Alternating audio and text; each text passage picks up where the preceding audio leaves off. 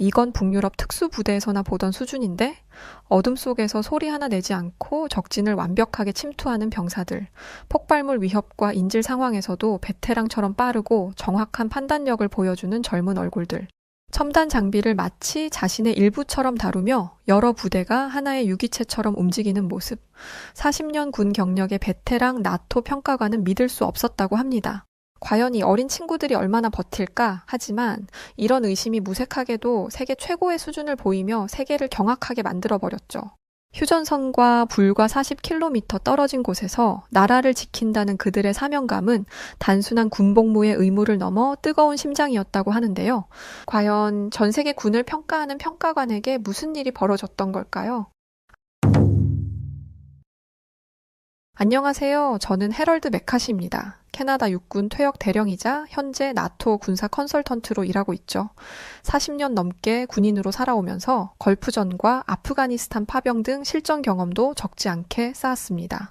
저는 여태껏 군대란 기계처럼 움직여야 한다는 믿음으로 지금까지 살아왔죠. 원칙과 규율이 군대의 근간이라고 늘 생각했거든요. 그러던 중 이번에 나토 대표 자격으로 한국에 파견되어 특전사 부대와의 합동 훈련을 평가하게 되었습니다.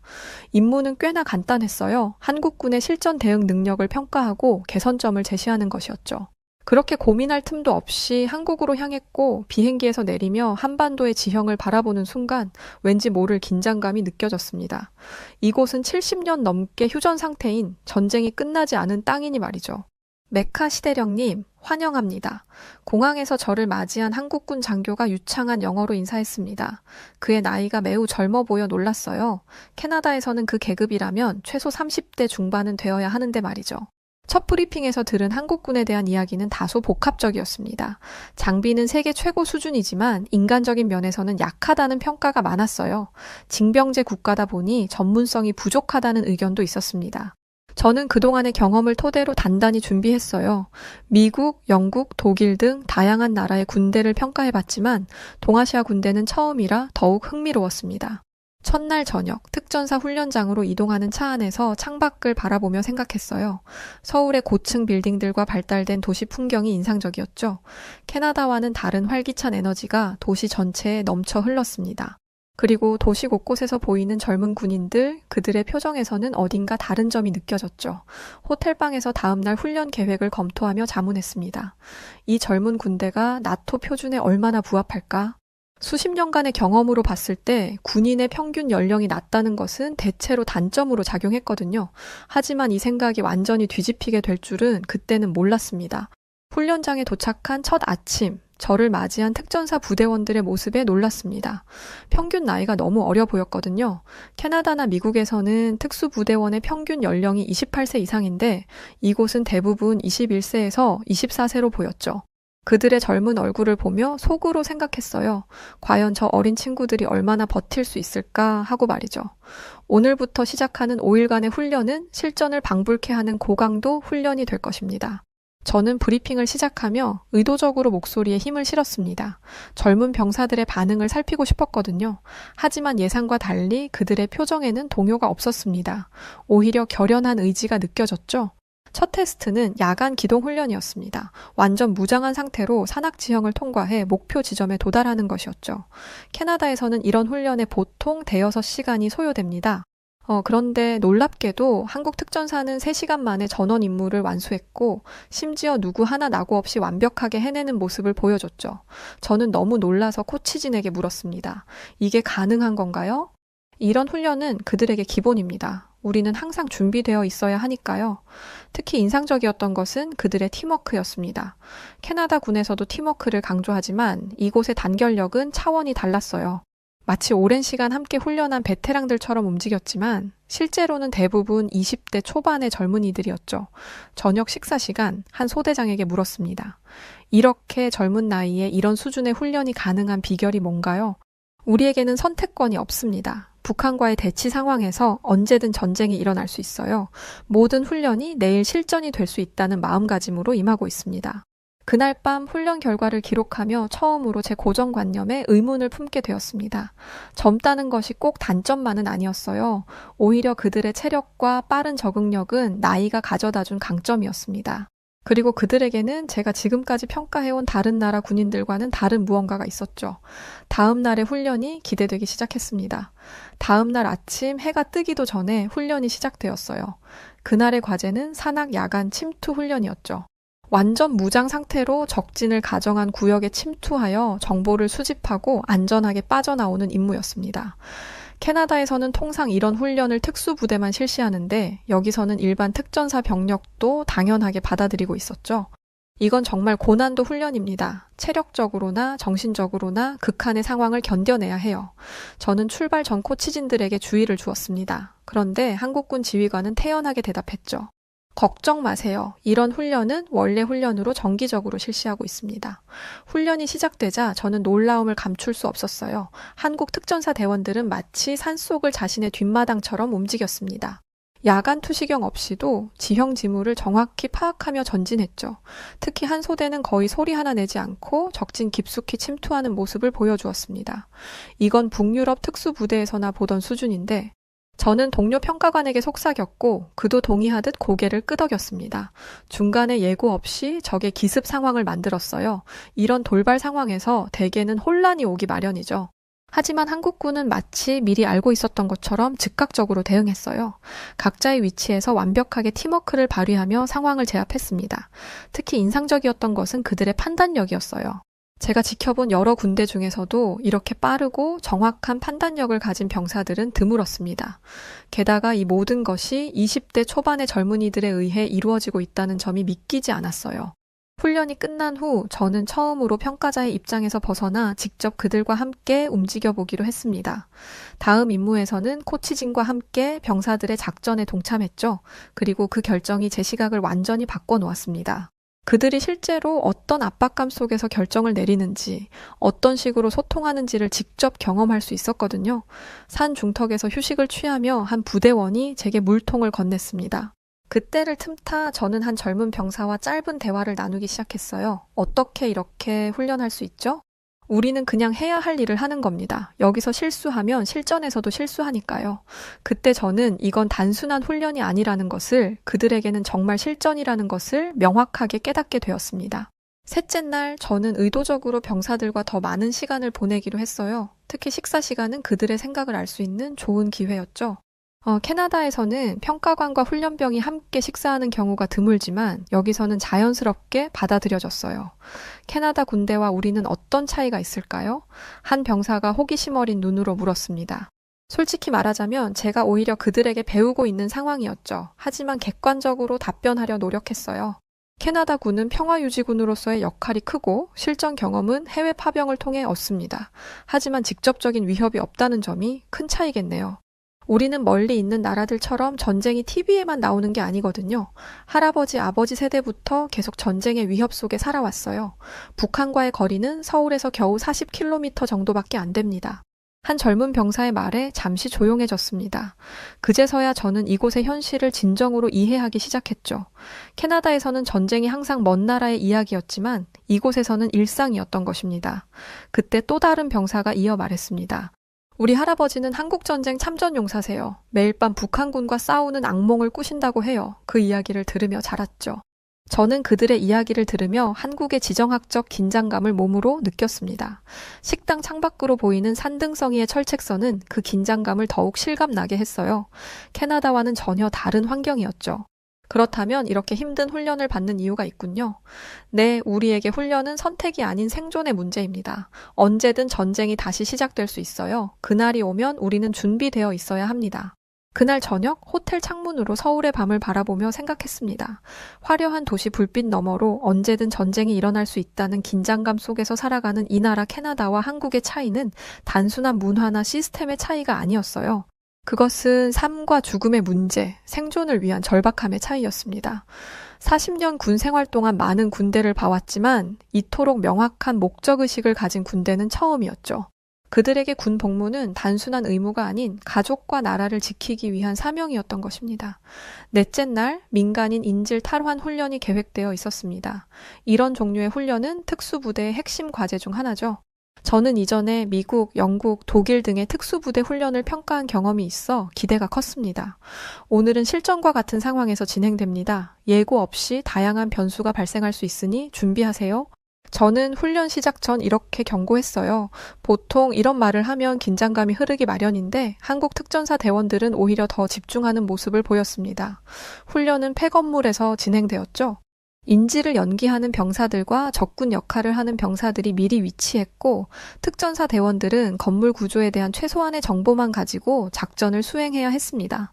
작전이 시작되자 저는 의도적으로 예상치 못한 상황을 추가했어요. 건물 내 폭발물 위협, 추가 인질 발견, 건물 출입구 봉쇄 등 실제 전시 상황에서 일어날 수 있는 변수들을 무작위로 투입했습니다. 놀랍게도 한국군의 반응은 저와 함께 온 캐나다 코치진들보다 더 빠르고 정확했어요. 마치 이미 수차례 실전을 경험한 베테랑들처럼 행동했습니다. 특히 한 분대는 인지를 발견한 즉시 건물 구조를 재평가하고 탈출 경로를 3개나 확보하는 뛰어난 판단력을 보여주었죠.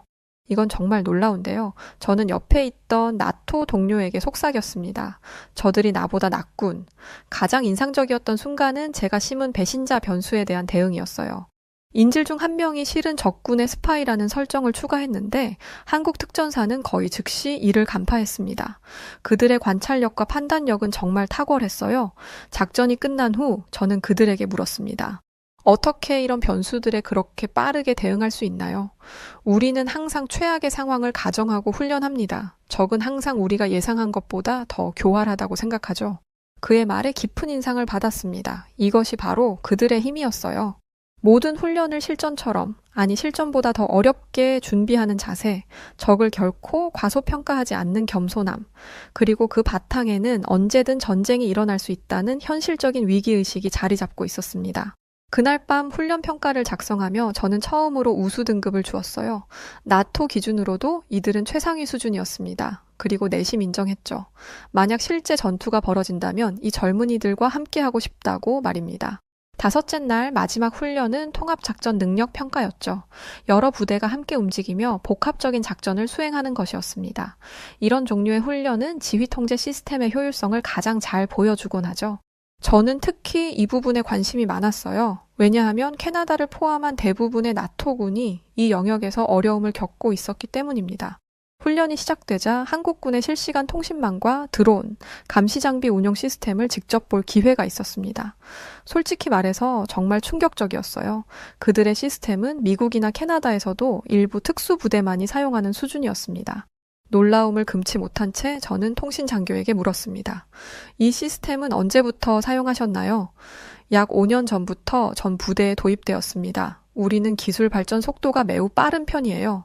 특히 인상적이었던 것은 장비 자체보다 그것을 운용하는 사람들의 능력이었습니다. 첨단 장비는 돈이 있으면 살 수 있지만 그것을 효율적으로 활용하는 능력은 돈으로 살 수 없는 법이죠. 한국 특전사는 마치 그 시스템과 하나가 된 것처럼 움직이고 있었어요. 캐나다에서는 이런 시스템을 도입하는 데만 3년이 걸렸고 모든 부대원이 능숙하게 다루기까지는 추가로 2년이 더 필요했습니다. 우리는 선택권이 없었어요. 북한의 위협에 대응하려면 기술적 우위가 필수니까요. 모든 병사가 입대 직후부터 이런 시스템을 다루도록 훈련받습니다. 통합작전 중 가장 놀라웠던 점은 여러 부대가 마치 하나의 유기체처럼 움직이는 모습이었습니다. 캐나다에서는 각 부대 간 소통 문제로 작전이 지연되는 경우가 많았는데 여기서는 그런 문제가 전혀 없었어요.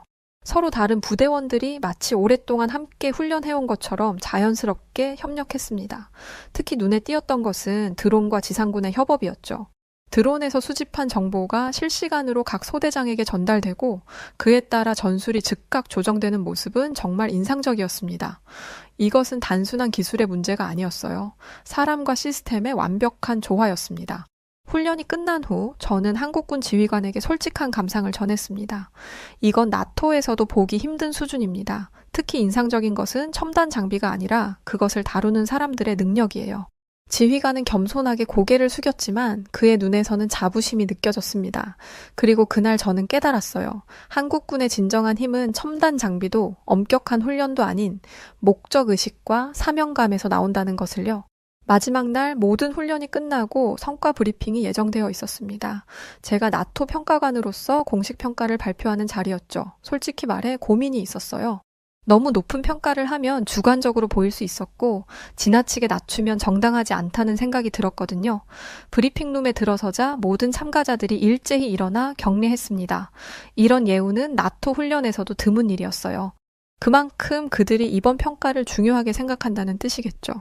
5일간의 평가 결과를 말씀드리겠습니다. 결론부터 말씀드리자면 이 부대는 나토 기준으로도 최상위 수준입니다. 회의실에는 잠시 침묵이 흘렀습니다. 아마도 그들은 이보다 낮은 평가를 예상했던 것 같았죠. 캐나다나 미국의 평가관들이 아시아 국가의 군대에 최상위 등급을 주는 경우가 드물었으니까요. 이어서 저는 구체적인 평가 결과를 설명했습니다. 특히 그들의 기동성, 의사결정 속도, 통합작전 능력을 높이 평가했어요. 또한 개선이 필요한 부분도 솔직하게 언급했습니다. 주로 국제연합작전에서의 의사소통 문제와 일부 전술의 유연성 부족 등이었죠. 브리핑이 끝난 후 한국군 지휘관이 다가와 감사 인사를 전했습니다. 솔직한 평가 감사합니다. 개선점을 중점적으로 훈련하겠습니다. 한국군 지휘관의 태도에서 느껴지는 겸손함과 열정은 정말 인상적이었어요. 캐나다에서라면 최상위 평가를 받고 자축하는 분위기였을 텐데 그는 오히려 부족한 점을 메모하고 있었습니다. 브리핑이 끝나고 짐을 정리하는 중에 한 젊은 병사가 다가왔습니다. 처음 본 얼굴이었지만 훈련 중에 특히 뛰어난 성과를 보여준 소대에 속한 병사라는 것을 기억해냈어요. 대령님, 감사합니다. 그가 또렷한 목소리로 말하며 격려를 했습니다. 제가 고개를 갸웃했더니 그가 설명을 이어갔어요. 덕분에 많이 배웠습니다. 대령님의 피드백 하나하나가 저희에게는 소중한 가르침이었습니다. 그 순간 제 눈시울이 뜨거워졌습니다. 40년 군 생활 동안 수많은 격려를 받아왔지만 이토록 진심 어린 격려는 처음이었어요. 그리고 이상하게도 제가 더 배운 것 같다는 생각이 들었습니다. 그 감동에 보답을 하고 싶어 저는 더 솔직한 마음을 보여줬죠. 아니, 내가 더 많이 배웠네. 자네들은 특별해. 그 어떤 군대도 이런 헌신과 전문성을 가진 병사들을 많이 보지 못했어.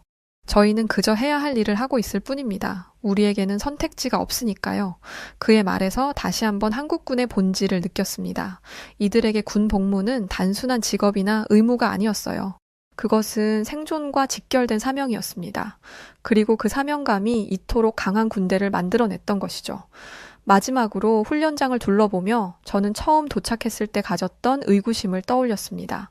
젊은 애들이 얼마나 버틸까 하고 생각했던 그 병사들이 지금은 제가 함께 전장에 나가고 싶은 전우가 되어 있었어요. 어느덧 한국을 떠나는 날 참 많은 아쉬움이 남았습니다. 인천공항으로 향하는 군 차량 안에서 저는 조용히 창밖을 바라보았어요. 서울을 벗어나 고속도로를 달리는 내내 풍경이 인상적이었죠.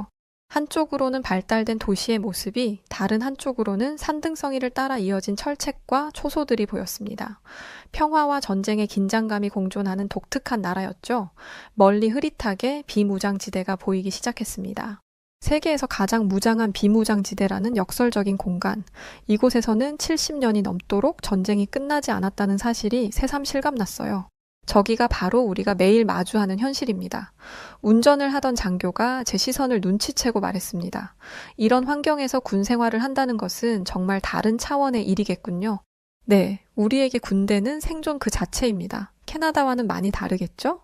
완전히 다릅니다. 캐나다에서 군대는 대부분 평화유지군으로서의 역할을 합니다. 물론 아프가니스탄이나 이라크 같은 분쟁 지역에 파견되기도 하지만 본토가 직접적인 위협을 받는 경우는 거의 없어요. 차 안은 잠시 조용해졌습니다. 그때 제 작전 일지가 생각났고 마지막 기록을 남겨야겠다 싶어 펜을 꺼내 마지막 메모를 적기 시작했죠. 나는 군을 평가하러 왔다. 하지만 그들에겐 전쟁이 가정이 아니라 일상이었다. 짧게 적었지만 이 한 문장이 제가 한국에서 경험한 모든 것을 요약하는 정말 중요한 내용이 담긴 말이었습니다. 저는 이론적인 관점에서 군대를 평가하러 왔지만 한국군에게 모든 훈련은 내일 당장 일어날 수 있는 전쟁을 위한 준비였어요. 공항에 도착하기 전 잠시 군부대 정문 앞에 차가 멈췄습니다. 그곳에서 훈련 기간 내내 조용히 작전을 이끈 24살의 소대장이 기다리고 있었어요. 젊지만 그의 눈빛에는 깊은 책임감이 담겨 있었습니다. 그는 제게 다가와 정중하게 격려를 했어요. 안녕히 가십시오, 대령님. 좋은 여정 되시길 바랍니다. 마지막으로 묻고 싶은 게 있네. 자네는 왜 이토록 헌신적으로 임무에 임하는가? 저희는 늘 준비되어 있습니다. 그게 저희가 존재하는 이유니까요. 그 말 진심인가? 소대장은 짧게 웃으며 다시 한번 격려로 답했어요. 그 순간 저는 깨달았습니다. 그들의 군대는 단순한 명령이 아닌 깊은 신념으로 움직이고 있었던 것이죠. 공항으로 향하는 나머지 길에서 저는 계속해서 생각에 잠겼습니다. 40년간의 군 생활 동안 정형화된 군대 시스템만이 최고라고 믿어왔어요. 하지만 한국에서 본 것은 그 이상이었습니다. 그것은 목적의식과 사명감이 만들어낸 특별한 군대였죠. 비행기에 오른 후에도 저는 계속해서 한국에서의 경험을 곱씹었습니다. 창밖으로 점점 작아지는 한국의 지형을 바라보며 이번 여정이 제 군사적 시각을 얼마나 바꿔놓았는지 실감했어요. 특히 인상적이었던 것은 한국군의 연령대였습니다. 캐나다에서는 전문성과 경험을 이유로 30대 이상의 군인들이 핵심 전력으로 여겨지죠. 특수부대는 더욱 그렇고요. 하지만 한국에서 만난 20대 초반의 젊은이들은 그 어떤 베테랑보다 훌륭한 모습을 보여주었습니다. 비행기가 이륙하며 제 옆자리에 앉은 캐나다 동료가 물었어요. 어떤가 해럴드? 예상과 달랐나? 완전히 달랐네. 나는 그들을 가르치러 갔는데 오히려 내가 더 많이 배웠어. 뭐가 그렇게 특별했지? 그들에게 군대는 직업이 아니야. 생존이지. 우리가 캐나다에서 훈련할 때는 언제나 만약에라는 가정하에 진행하잖아. 만약 전쟁이 일어난다면, 만약 우리가 파병된다면, 하지만 한국에서는 그런 만약이 없어. 그들에게 전쟁은 언제든 일어날 수 있는 현실이니까. 제 말의 동료도 고개를 끄덕였습니다. 우리는 모두 같은 것을 보고 느꼈던 거죠. 특히 기억에 남는 장면들이 머릿속을 스쳐 지나갔습니다. 야간 산악 훈련에서 보여준 그들의 기동성, 인질 구출 작전에서의 판단력, 통합 작전에서의 완벽한 팀워크, 이 모든 것이 평균 연령 22, 23세의 젊은이들에 의해 이루어졌다는 사실이 놀라웠어요. 한참 한국이라는 나라에 각자 느꼈던 생각을 정리하던 중 동료는 제게 다시금 물었습니다. 캐나다로 돌아가면 무슨 보고를 할 거야? 솔직히 말할 거야. 우리가 배울 점이 많다고, 특히 그들의 훈련 방식과 정신력에 대해서. 비행기가 고도를 높이며 한국의 모습이 점점 작아졌습니다. 아래로는 서해의 푸른 바다가 펼쳐졌고 멀리 북쪽으로는 희미하게 북한의 윤곽이 보였어요. 이 작은 반도에서 벌어지고 있는 긴장감은 지도상의 선 하나로 끝나는 문제가 아니라 실제 사람들의 삶과 직결된 문제였습니다. 저는 노트북을 꺼내 나토에 제출할 최종 보고서를 작성하기 시작했어요. 첫 문장부터 솔직하게 썼습니다. 한국군, 특히 특전사는 나토 기준을 넘어서는 전투 준비 태세와 작전 수행 능력을 보유하고 있다.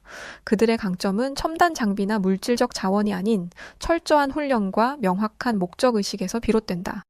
보고서를 작성하면서 저는 캐나다군과 한국군의 근본적인 차이점을 정리했습니다.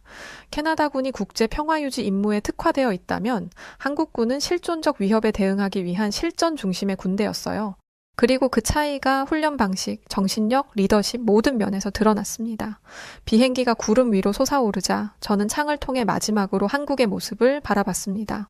40년 군 생활 동안 수많은 나라를 방문했지만 이곳만큼 저에게 깊은 인상을 남긴 곳은 없었거든요. 캐나다로 돌아온 지 일주일이 지났을 때였죠. 나토 본부에서 한국 특전사에 대한 공식 브리핑을 앞두고 있었습니다. 여러 나라의 고위 장교들 앞에서 제가 경험한 것을 공유하는 중요한 자리였어요. 브리핑룸에 들어서자 익숙한 얼굴들이 보였습니다. 미국, 영국, 프랑스, 독일 등 나토 주요 국가의 대표들이었어요. 그들 중 대부분은 한국군에 대해 제한된 정보만 가지고 있었습니다. 오늘 메카시 대령님께서 한국 특전사 평가 결과를 공유해 주실 겁니다. 사회자의 소개로 제가 단상에 올랐어요. 저는 준비해온 프레젠테이션을 시작했습니다. 한국 특전사의 훈련 방식, 전술적 강점, 통합작전 능력 등을 객관적인 데이터와 함께 설명했어요. 하지만 곧 깨달았습니다. 숫자와 데이터만으로는 제가 경험한 것을 온전히 전달할 수 없다는 것을요. 잠시 멈추고 준비해온 자료를 접었습니다. 그리고 솔직하게 말했어요. 제가 40년 군 생활 동안 배운 모든 것이 한국에서 바뀌었습니다. 우리는 흔히 군대의 강점을 장비, 기술, 규모로 평가합니다. 하지만 한국에서 본 것은 그 이상이었어요. 회의실이 조용해졌습니다. 모두가 집중하고 있었죠. 그들의 평균 연령은 22세입니다. 우리 기준으로는 너무 어리죠. 하지만 그들의 전투 준비 태세, 판단력, 헌신은 어떤 베테랑 부대와도 견줄 수 있었습니다. 이어서 가장 인상적이었던 순간들을 공유했어요. 야간 산악 침투 훈련에서 보여준 놀라운 기동성, 인질 구출 작전에서의 빠른 판단력, 통합 작전에서의 완벽한 팀워크까지 해야 할 말들이 너무도 많았거든요. 가장 중요한 것은 그들의 정신적 태도였습니다. 우리가 이론적으로 준비하는 전쟁은 그들에게 일상적 현실이에요. 비무장지대에서 불과 40km 떨어진 곳에서 살아가는 그들에게 군 복무는 단순한 의무가 아닌 생존의 문제입니다. 제 말이 끝난 후 잠시 침묵이 흘렀지만 한 미국 장군은 침묵을 깨고 제게 질문했습니다. 그렇다면 한국군의 가장 큰 강점은 무엇이라고 보십니까? 그들은 왜 싸우는지 정확히 알고 있습니다. 가족, 친구, 나라를 지키기 위해서죠. 이런 명확한 목적의식이 그들의 가장 큰 무기입니다. 브리핑이 끝나고 많은 장교들이 추가 질문을 하나둘 하기 시작했죠. 그 대답에 있어 저는 최대한 솔직하게 제 경험을 공유했습니다. 캐나다와 나토가 한국군으로부터 배울 점이 많다는 것을 아주 강조했어요. 그렇게 중요한 브리핑을 마치고 나니 오히려 속이 시원했습니다. 제가 보고 느낀 것들을 놓치지 않고 모두 알렸다는 기쁨이 꽤 컸거든요. 사무실로 돌아와 창밖을 바라보며 다시 한번 한국에서의 경험을 떠올렸습니다.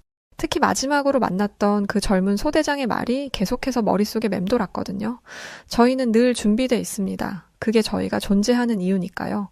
젊은 소대장의 말에는 단순한 구호가 아닌 진정한 신념이 담겨 있었습니다. 그리고 그 신념에서 한국군의 진정한 힘이 느껴졌죠. 창문을 통해 캐나다의 평화로운 풍경을 바라보며 생각했습니다. 우리는 얼마나 행운아인지 전쟁의 위협 없이 살아갈 수 있다는 것이 말이죠. 반면 한국은 끊임없는 긴장 속에서 매일을 살아가고 있었습니다. 제 책상 위에는 한국에서 가져온 작은 기념품이 놓여 있어요. 특전사 부대 문장이 새겨진 작은 메달이죠. 그것을 손에 쥐며 마지막으로 떠오른 생각은 이것이었습니다. 그들은 단순한 군인이 아니었다. 그들은 이 땅의 진정한 수호자들이었다. 이제 저는 군대를 바라보는 시각 자체가 완전히 달라졌습니다. 저는 수십 년 동안 북미와 유럽을 중심으로 수많은 군대를 접해왔고 언제나 장비의 성능, 기술의 정교함, 통신체계의 효율성 같은 요소들이 군대의 강함을 결정짓는다고 믿어왔습니다. 군대를 평가할 때도 그 기준에 따라 점수를 매기고 분석했죠. 그런데 한국에서의 경험은 저의 이런 오랜 신념을 뿌리째 흔들어 놓았어요. 처음에는 그저 동맹국의 전력 수준을 점검한다는 임무의식으로 왔습니다. 하지만 훈련이 거듭될수록 저는 점점 제 역할을 잊고 그들 곁에서 배우고 있었습니다. 낯선 언어, 낯선 땅, 그리고 평균 나이 20대 초반의 젊은 병사들. 처음엔 이 어린 친구들이 얼마나 버틸 수 있을까라는 의심부터 들었던 제 자신이 이제는 부끄럽기까지 합니다. 그렇기에 며칠도 채 지나지 않아 저는 제 자신이 그들을 따르고 있다는 사실을 깨달았죠. 그들은 첨단 장비를 능숙하게 다루는데 그치지 않았어요. 상황이 돌발적으로 변해도 당황하지 않았고 훈련이 고통스러워도 불평하지 않았습니다. 왜 이렇게까지 하나 싶을 정도로 묵묵하게 그러나 끈질기게 자신에게 주어진 임무를 완수해냈습니다. 그렇게 한국에서의 시간은 제 40년 군인 인생의 가장 깊은 정점이자 가장 순수하고 값진 교훈으로 남았고 이제 저는 안다고 말할 수 있습니다. 강한 군대는 장비나 기술에서 나오지 않는다는 것을 말이죠. 그것을 다루는 사람의 자세와 그들의 마음속에 있는 굳건한 신념에서 비롯된다는 것을요. 한국에서 만난 병사들과 장교들은 단순한 군인이 아니었습니다. 그들은 조용히 그러나 강하게 이 땅을 지키는 수호자들이라는 것을 우리는 알아야 합니다. 저는 그런 그들을 통해 군대의 본질이 무엇인지 다시 배웠습니다. 한국의 청해 부대라고? 그게 어딘데? 세계 최강이라는 미국 해군도 우리를 어쩌지 못하는데 한국이 우리한테 뭘 어쩔 건데? 미 해군도 자신들을 어쩌지 못한다면서 한국을 아주 우습게 보고 무시했다가 박살 나버린 해적단이 있습니다. 이 모습에 미국을 포함한 전 세계 해군이 놀라움을 금치 못했는데요. 과연 무슨 일이 있던 걸까요? 안녕하세요. 저는 미 해군 상사 마이크 러셀이라고 합니다. 저에게는 아주 각별한 한국인 친구들이 몇 명 있어요. 그래서 한국이라는 나라에 대해 잘 알고 있고 또 좋아하는 국가이죠. 그런데 얼마 전에 한 미국인이 한국에서 깽판을 치고 다녔다는 소식을 듣게 되었습니다.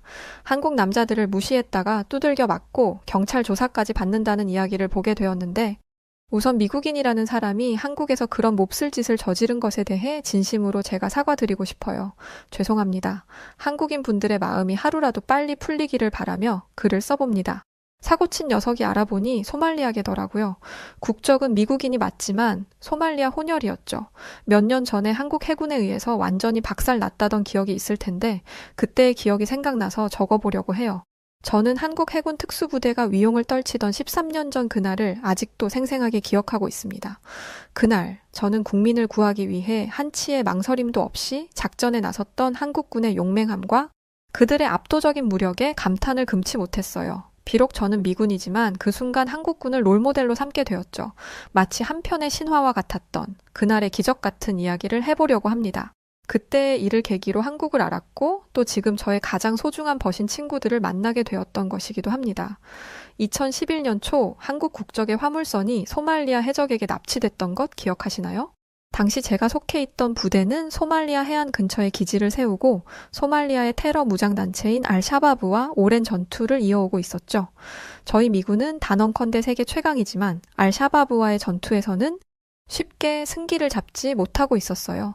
알샤바브 놈들은 소말리아에서 내전을 일으켜온 순학질들이었는데 그들은 이슬람 극단주의 세력인 알카에다와 동맹까지 맺으며 몸집을 불려가고 있었죠. 놈들은 법과 질서가 사라진 도시에서 테러를 저지르고 사람들을 학살했어요. 극단적인 이슬람 경전 해석을 따르는 놈들은 자신들의 뜻에 따르지 않는 사람들은 신체를 절단시키거나 돌덩이를 던져 살해하기까지 했죠. 그들로 인해 무려 50만 명이 넘는 소말리아인들이 목숨을 잃었고요. 저희 미국은 알샤바브 놈들의 만행을 저지하기 위해 2만 명이 넘는 평화유지군을 파견했지만 알샤바브의 저항은 저희의 예상보다 훨씬 더 거셌어요. 놈들은 게릴라식으로 자살폭탄 연쇄 테러를 저지르고 미국 대사관에 불을 지르며 결사 항쟁에 나섰죠. 1993년에는 미군 13명이 목숨을 잃었고 알샤바브 놈들은 그들의 주검을 끌고 다니는 방송을 하며 저희에게 엄청난 비참함과 굴욕감을 맛보게 하기도 했어요. 미군은 계속해서 전투에서 패배했고 결국 얼마 지나지 않아 저희는 소말리아 구출 작전에 실패했다는 것을 인정하고 말았죠.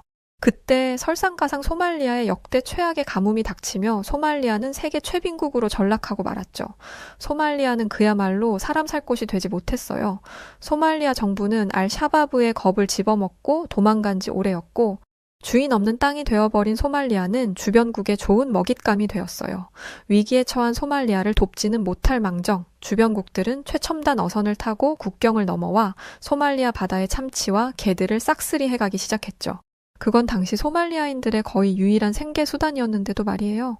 참다 못한 소말리아 어민들은 자신들의 안전과 바다를 지키기 위해 자경단을 꾸려 외국 선박과 싸우기 시작했죠. 그러던 어느 날 소말리아 자경단은 불편한 진실에 눈을 뜨게 되었어요. 그건 바로 외국 선박을 납치해서 몸값을 받는 것이 뼈 빠지게 일하는 것보다 훨씬 큰 돈을 벌게 해준다는 것이었죠. 결국 소말리아 자경단은 해적으로 변신하고 말았어요. 소말리아의 해적들은 일반 국민들보다 무려 160배나 많은 돈을 벌었어요. 이 사실이 알려지자 소말리아 아이들은 너나 할 것 없이 나중에 커서 해적이 되고 싶어 했고 여자들은 최고의 신랑감으로 해적을 꼽았죠. 소말리아 해적은 시간이 지날수록 위험한 세력으로 성장해갔고 결국 언젠가부터는 초국가적인 위협으로 여겨지기 시작했어요. 그리고 마침내 놈들은 저희 미국의 선박을 납치하기에 이르렀습니다. 그 소식을 들은 저희 미군은 서둘러 구출 작전에 나섰고 다행히 납치되었던 미국인들을 구해내었죠. 그 과정에서 5명의 해적을 사살하기도 했고요. 그때 저희는 작전 성공을 기념하며 축배를 들었어요. 그런데 그것은 비극의 시작이었죠. 해적놈들은 죽은 동료들을 위해 피해 복수를 하겠다며 닥치는 대로 선박들을 납치하기 시작했어요. 그들은 한 주에 무려 5척의 선박을 납치하며 폭주했고 불난 집에 기름이라도 부으려는 것인지 알샤바브 놈들은 해적들에게 수류탄과 기관 단총 같은 무기를 공급해주며 상황을 더 악화시켰어요. 바로 그때 놈들이 한국 국적의 선박을 납치한 거예요. 이 소식을 처음 들었을 때 저는 한국 정부가 해적들에게 돈을 주고 조용히 인질들을 데리고 돌아갈 것이라고 생각했어요. G7에 속한 나라들은 해적들을 소탕하기보다는 마치 거래를 하듯 해적들에게 몸값을 주고 인질들을 돌려받는 것으로 일을 간단히 끝내곤 했거든요. 소말리아 해적놈들의 수법이 워낙 잔인하고 극악무도한 데다 세계 최강이라는 우리 미군까지 놈들에게 쩔쩔매고 있으니 그냥 돈으로 해결하는 것이 제일 현명한 처사라고 생각한 거겠죠. 해적놈들도 그 사실을 잘 아는 것인지 조만간 한국으로부터 큰 돈이 들어올 것이라며 벌써부터 축제를 벌이고 있었어요. 그런데 한국은 모두의 예상을 깨고 청해부대라는 특수부대를 즉각 아덴만으로 보냈어요. 소말리아 해적들도 이런 한국의 반응에 놀랬겠지만 사실 저희 미국을 포함한 주변국들이 모두 놀랐습니다. 그들의 임무는 명확했죠. 인질로 잡힌 선원들을 구출하고 해적들을 소탕하는 것이었어요. 하지만 해적놈들은 이내 한국의 특수부대가 자신들을 잡으러 오고 있다는 소식을 듣고도 크게 당황하지 않는 것 같았어요. 뭐 그럴 만도 했겠죠. 세계 최강이라는 미국도 자신들을 함부로 건드리지 못하는데 고작 한국 따위가 뭘 어쩌겠냐고 생각한 거겠죠. 사실 그때 저희 미군도 한국군에게 큰 기대를 걸지는 않았습니다. 세계 1위 군사 대국인 우리 미국도 소말리아 해적들에게 고전을 면치 못하고 있는 상황인데 세계 5위에 랭크되어 있는 한국이 저들에 맞서 뭘 할 수 있겠나 하는 생각이 들었죠.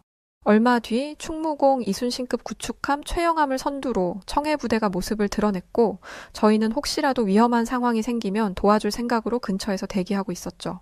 그리고 마침내 전투가 시작되었는데 그 순간 저는 충격으로 입을 다물 수 없었답니다. 청해부대는 아주 신속하게 움직였어요. 먼저 최정예 병력이 탑승한 전투 헬기와 고속정이 해적들의 선박에 빠르게 접근했고 이어서 K6 중기관총이 위협 사격을 가하기 시작했죠. 해적들은 청해부대의 압도적인 화력과 빠른 기동력에 혼비백산했어요. 결국 해적들은 특수부대의 위력에 놀라 금세 백기를 들고 말았죠. 제발 그만 쏘세요. 저희 무조건 항복하겠습니다. 제발 목숨만 살려주세요. 청해부대의 쩔쩔매는 해적들을 보며 인질로 잡혀있던 한국인 선원들은 기쁨의 환호성을 질렀습니다. 저희 미군은 그 모습을 보며 어안이 벙벙해졌어요. 그동안 우리를 그렇게 애먹인 해적놈들을 한국군은 저렇게 쉽고 빠르게 제압하다니 제 눈으로 보고도 믿을 수 없는 상황이었죠.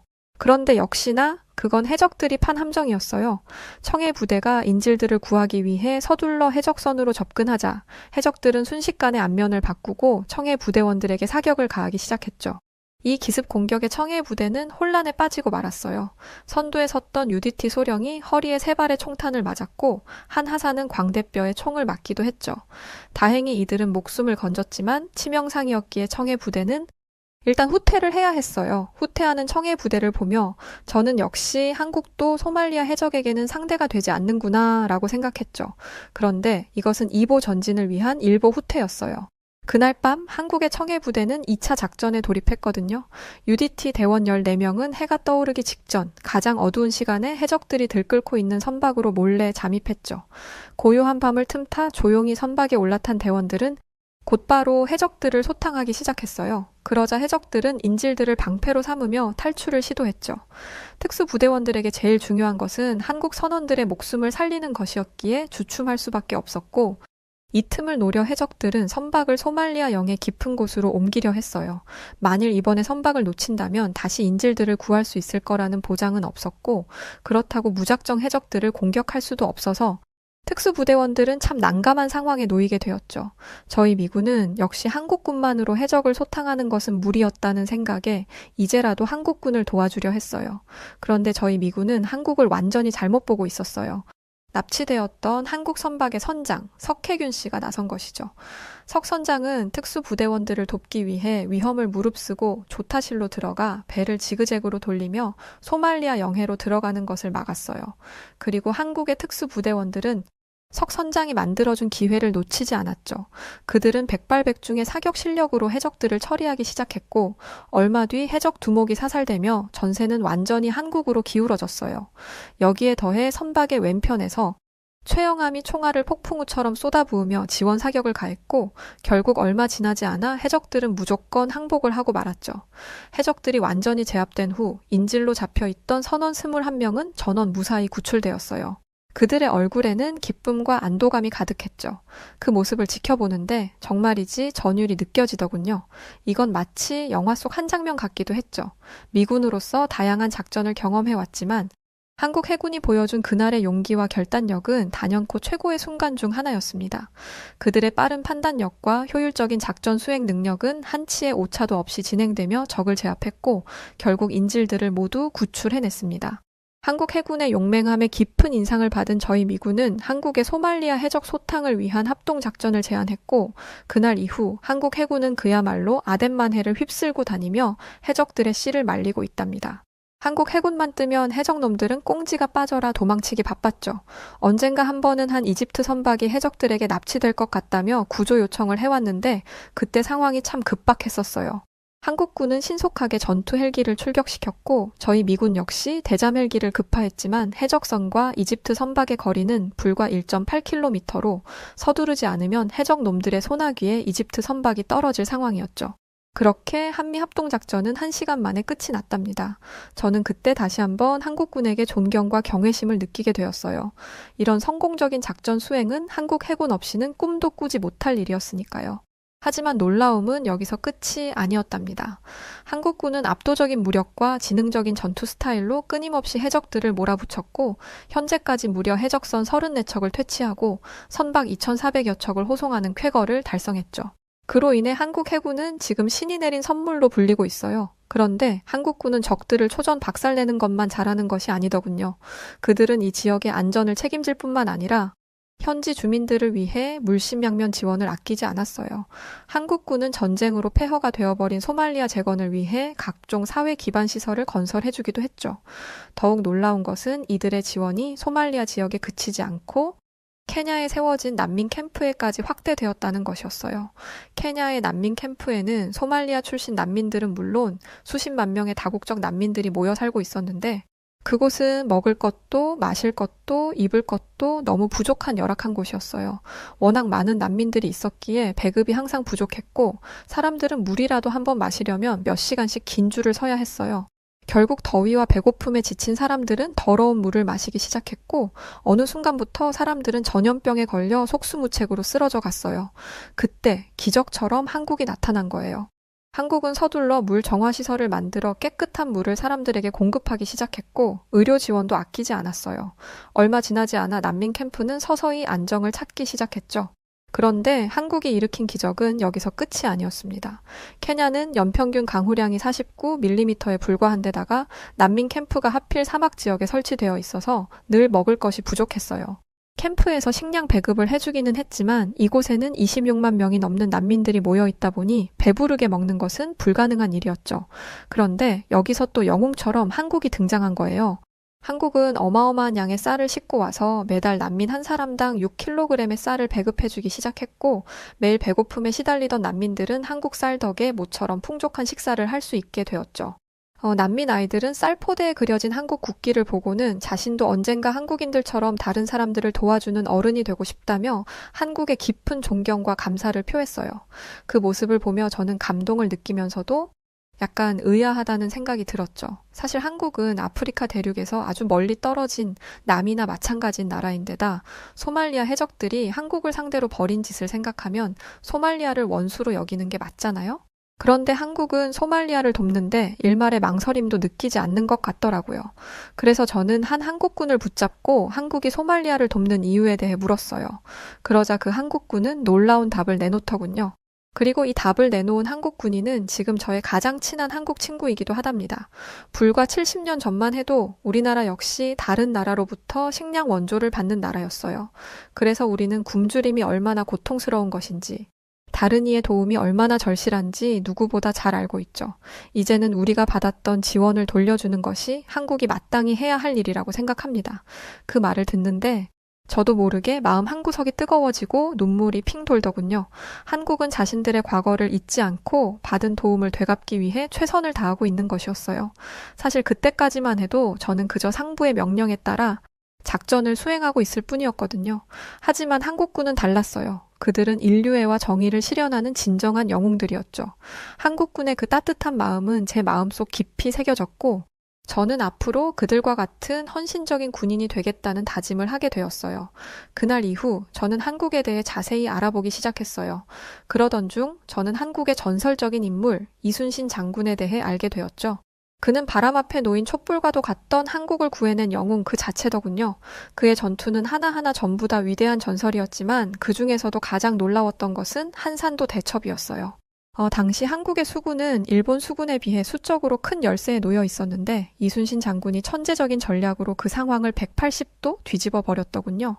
일본 수군을 유인해 한 곳으로 몰아넣은 이순신 장군은 배들을 마치 학의 날개처럼 반원으로 펼쳐 단단한 포위망을 만든 뒤 사방에서 대포를 퍼부었고 이 뒤를 이어 거북선이라는 세계 최초의 철갑선을 출격시켜 단숨에 일본 수군을 쓸어버렸더군요.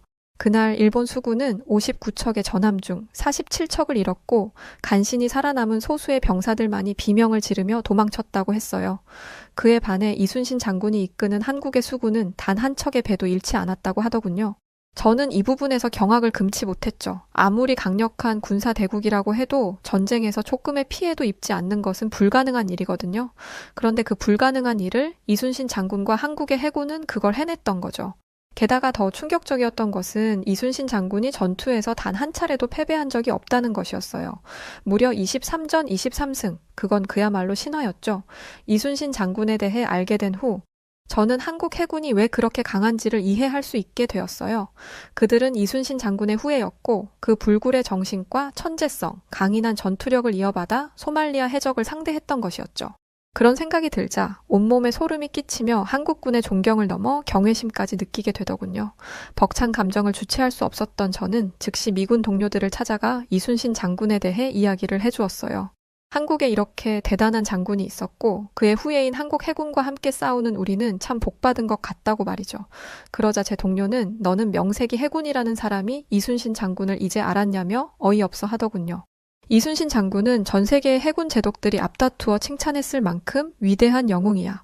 영국의 조지 알렉산더 중장은 자신들의 영웅인 넬슨 제독과 이순신 장군을 동급으로 놓으며 칭송했고 일본 역사상 최고의 해군 제독인 도고 헤이하치로는 이순신 장군에 비하면 나는 하사관 수준에도 미치지 못한다며 고개를 조아렸어. 또 한산도 대첩에 참전했던 일본의 장수 와키자카는 이순신 장군이 두려워 몇 날 며칠을 밥조차 먹지 못했대. 그러면서 제 동료들은 이순신 장군이 역사상 가장 위대한 해군 장군이라며 입에 침이 마르게 칭찬을 하더군요. 그날 밤 저희 동료들은 밤새 이순신 장군과 한국 해군에 대한 이야기를 나누며 앞으로 우리 미군도 그들을 본받아 성장해 나갔으면 좋겠다는 이야기를 나누었어요. 저는 앞으로 그들과 같은 용맹하고도 뛰어난 군인이 되겠다고 다짐했죠. 다음 날부터 저는 한국 해군과의 합동작전에 더욱 열의를 올리며 그들의 전투 스타일을 유심히 살펴보고 닮아가려 노력했어요. 한국 해군의 신속한 대응과 정확한 판단력은 늘 저를 놀라게 했고 저는 그들의 전투 방식을 하나라도 더 배워가려고 애썼죠. 한국 해군의 전투는 마치 예술을 보는 듯 했어요. 그들은 작은 보트 하나까지도 전략적으로 배치하며 적을 유인해 포위망을 형성하는 데 능숙했죠. 저는 한국 해군의 전투 스타일을 닮아가기 위해 끊임없이 노력하며 어느새 그들과 같은 용맹한 전사가 되어가고 있었어요. 그렇게 저와 한국의 인연은 13년 전 소말리아 해적단 사건으로 맺어지게 되었습니다. 그런데 최근 정말 낯뜨거운 소식이 들려오더군요. 글쎄, 조니 소말리라는 이름의 한 미국인 유튜버가 한국에 가서 무례한 짓을 잔뜩 저질렀다는 게 아니겠어요?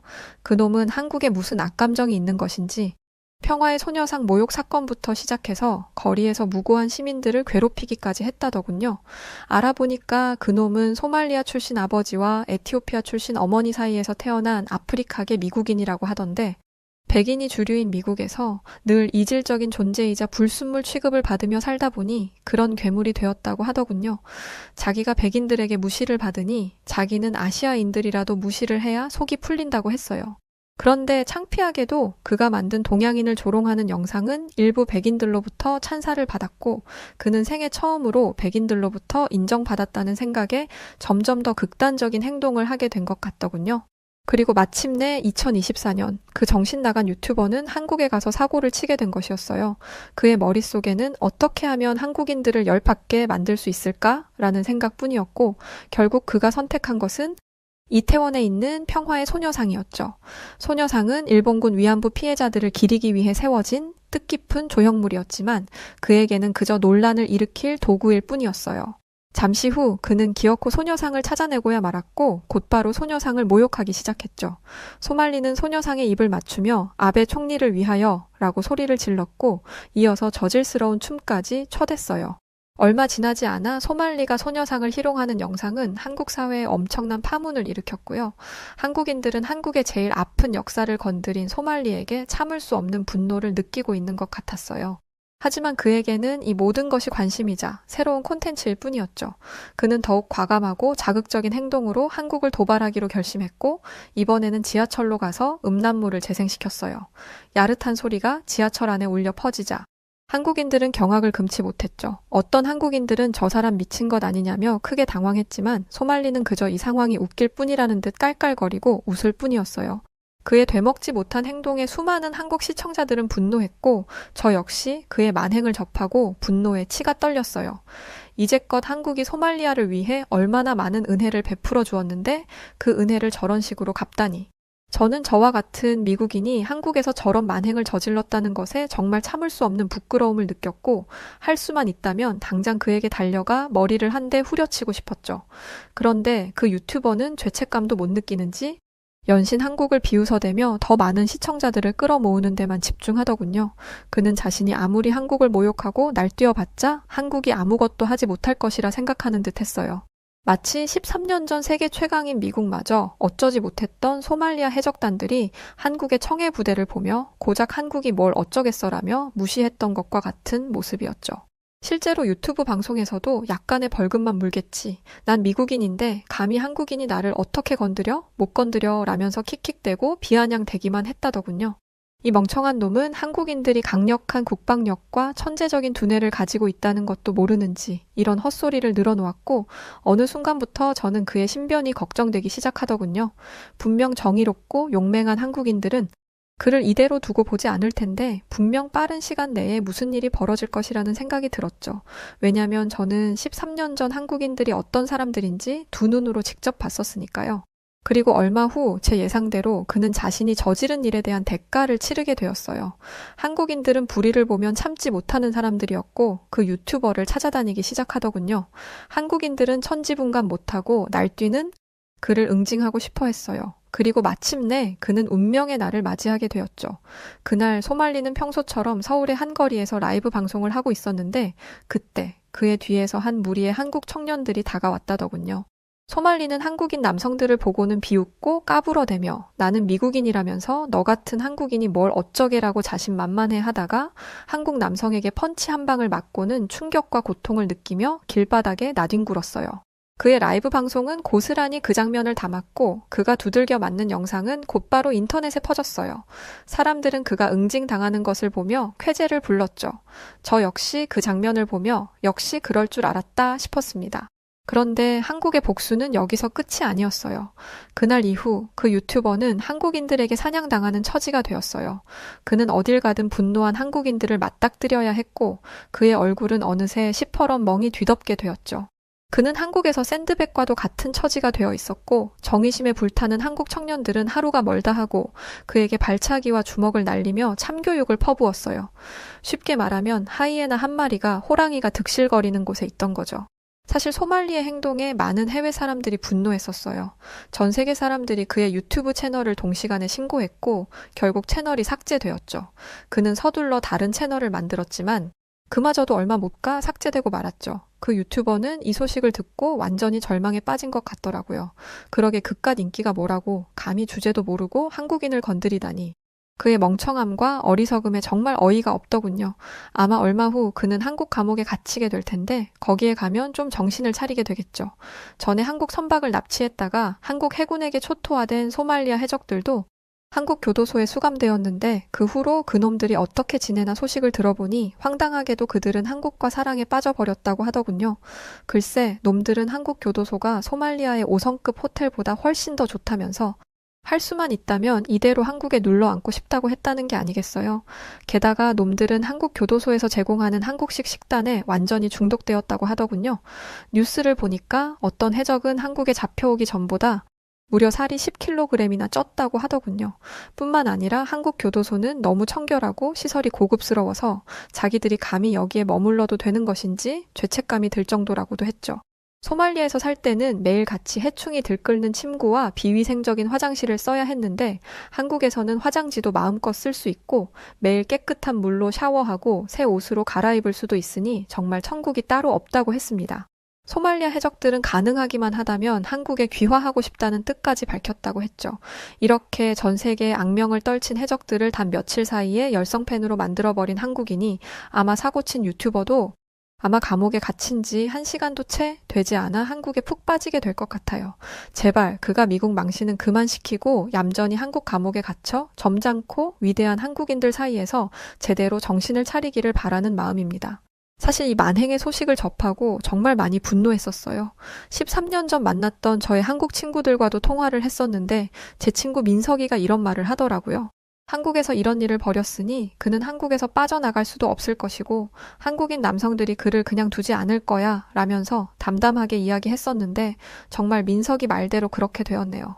저는 제 한국인 친구들에게 같은 미국인으로서 미안하다며 사과를 했었는데 한국이라는 나라 자체도 저에게는 보물과 같은 존재이기에 이렇게 사연으로 모든 분들에게 사과하고자 글을 쓰게 되었습니다.